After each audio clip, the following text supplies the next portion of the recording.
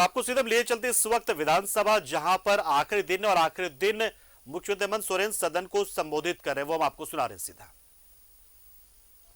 यहाँ प्रवेश होना था, ये मुझे रोकना था।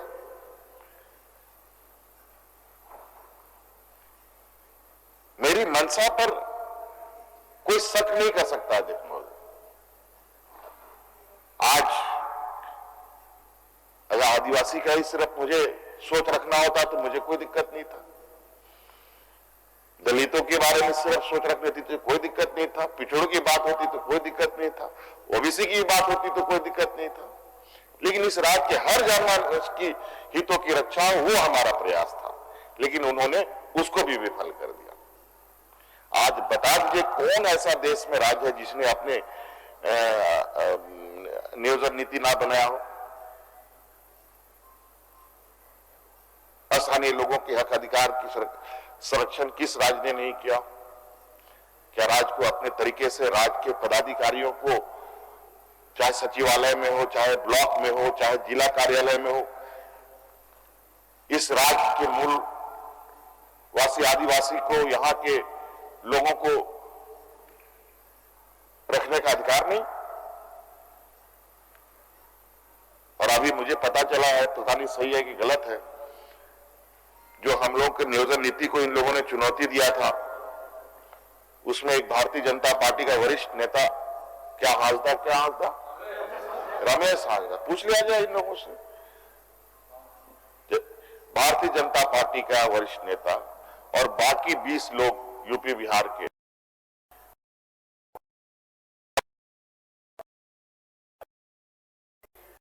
पक्ष ने ही कोर्ट में इसको चैलेंज करके हरवाने का काम किया। खैर ये तो बचाने में, हल्ला करने में, इससे तो कोई पार नहीं लग सकता, ये तो सर्वविदित है। और इनको लगता है कि एक झूठ को 100 बार बोलो तो सच जैसा दिखता है तो लोगों को भी दिखेगा। लेकिन कितने दिन तक ये काम चलेगा? आज इनकी राजनीतिक सिर्फ ईडी, सीबीआई और सरकारी एजेंसियों के दरवाजे पर जाकर टिकी है।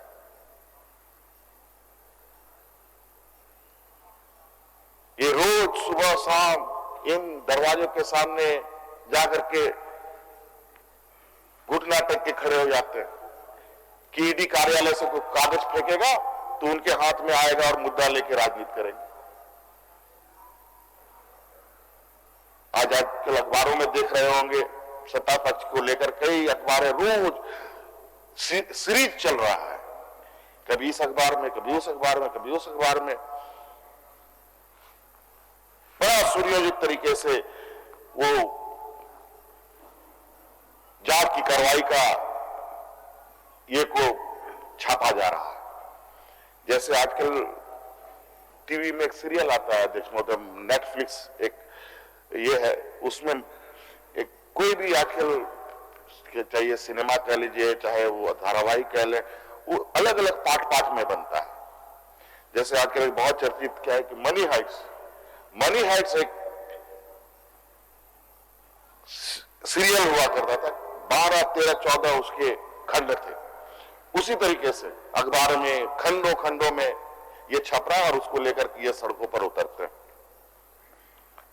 भ्रष्टाचार को लेकर। अध्यक्ष महोदय, मुझे याद है सरकार बनने के बाद भारत सरकार के कोयला मंत्री झारखंड कई बार आए और हमने उनको कहा था कि इस राज्य में पूर्व में भी और आज भी बड़े पैमाने पर जो यहां की खनिज संपदा, चाहे मेजर हो चाहे माइनर हो, जो भी खनिज संपदा रेल के द्वारा आवागमन कराया जा रहा है, उसमें बड़े पैमाने पर इल्लीगल परिवहन हो रहा है, इल्लीगल खनिज संपदाओं का आवागमन हो रहा है। और ये घटना पहले अध्यक्ष महोदय आयरन ओर क्षेत्र में हुआ करता था, चाईबासा क्षेत्रों में।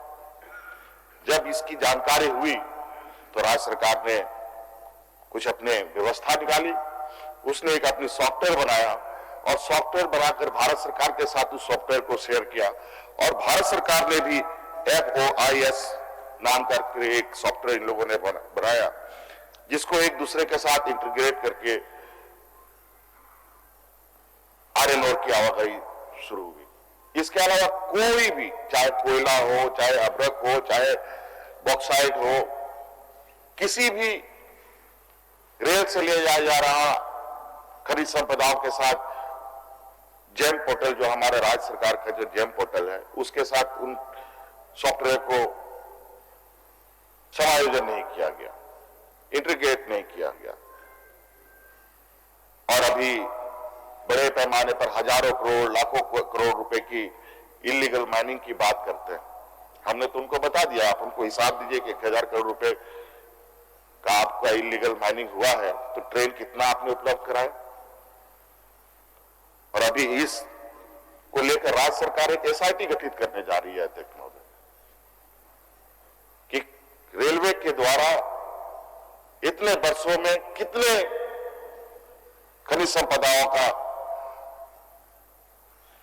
आवागमन कराया गया, कितना लीगल हुआ, कितना इलीगल हुआ।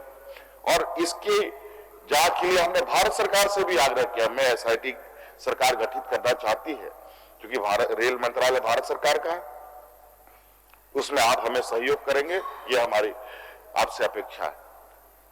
ये चिट्ठी आने के बाद हमें पता चला है कि तुरंत दूसरे तीसरे दिन इन लोगों ने अपना जो सॉफ्टवेयर था उसका एक दूसरे के साथ फिर से उसका इंटीग्रेशन करना प्रारंभ कर दिया। अब तो शायद उसका ये भी हो गया है, मतलब टेस्टिंग भी कर रहे हैं ये लोग। क्यों वर्षों तक, और राज्य सरकार के मंत्री आने तक कभी बोला 15 दिन में करेंगे, 20 दिन में करेंगे, महीने बीत गए, नहीं किया इन लोगों ने। पूर्व के समय तो नहीं है हुआ, वो अलग, जब जागे तो भी ये काम नहीं हुआ। अंततः हमने ये फैसला लिया कि अब हम ही लोगों को कुछ कदम उठाना पड़ेगा, लेकिन अब भारत सरकार भी रफ्तार पकड़ करके उसमें आगे बढ़ी है। तो मुझे लगता है कि आने वाला समय में जो इस तरीके से यहां तो ट्रक और ट्रैक्टर बदनाम है अध्यक्ष महोदय, कोयला, बालू, गिट्टी के इलीगल काम करने में, लेकिन आपको हमको अंदाजा नहीं है कि ट्रेनों के द्वारा कितना इलीगल माइनिंग हो रहा है और उसका मालिक कौन है।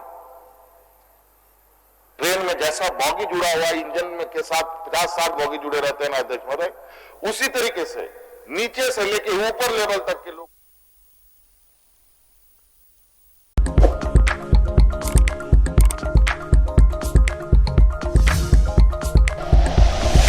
Like and share videos, subscribe करें हमारा चैनल और प्रेस करें बेल आइकॉन। न्यूज़ 11 भारत, सच है तो दिखेगा।